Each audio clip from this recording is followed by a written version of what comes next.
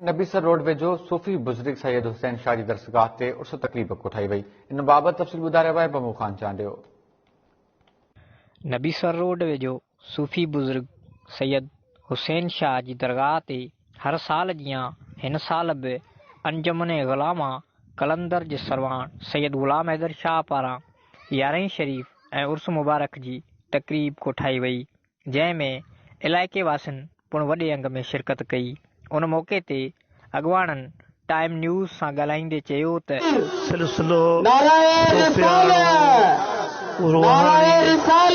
हिन जो मक़सद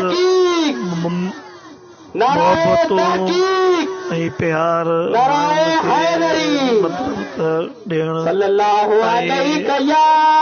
जेके माण्हू भटकियल आहिनि उन्हनि खे सिधी राह ते आणण जे लाइ उन वटि पहुचण।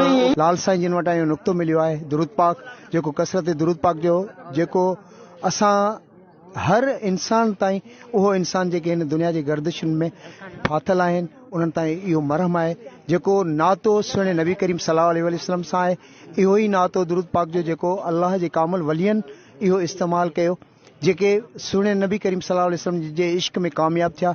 ही बि उहो ई इश्क आहे, ही उहो ई मोहबत जो नुक़्तो आहे जंहिंमें साईं ग़ुलाम हैदर शाह बादशाह जिन राति ॾींहुं सफ़र में आहिनि ऐं पंहिंजी ज़िंदगी जो पल पल हिन नाते सां, हिन दुरूद पाक जे नाते सां वासियो आहे। हीउ असांजो सिलसिलो जेको आहे रूहानी अवैसी सिलसिलो आहे, हिन में का बि फ़िरके वारियत कोन्हे।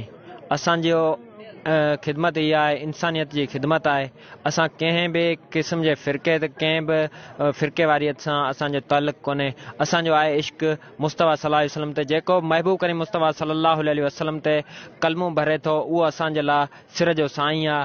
असां झर झंग में वञी ही महबूब करीम मुस्तफ़ा सल्लल्लाहु अलैहि वसल्लम जा इश्क जा होका ॾियूं। अज़ीम रूहानी तंज़ीम आहे जेको असांजे रूहनि खे क़ाबू करे रूहनि में मुंहिंजे पाक महबूब करीम सल्लल्लाहु अलैहि वसल्लम जी मोहबत पैदा करे थो। असीं पाण भटकियल इंसान हुआसीं, असांजूं ग़लति सोचियूं हुयूं, ग़लति कैटेगरियूं हुयूं, पर जॾहिं असांखे दुरूद पाक मिलियो उन खां पोइ असां 5 वक़्त नमाज़ पढ़ण जा आदी थियासीं, क़ुर पाक पढ़ण जा आदी थियासीं। अॼु असांजा बच्चा ख़ुशहाल आहिनि, सभिनी जे हथनि में तस्बीहूं आहिनि। असीं दुआगूं आहियूं असांजे पाक मुर्शिद साईं ग़ुलाम हैदर शाह जो, जंहिं असांखे दुरूद पाक ॾेई असांखे रंग लॻायो।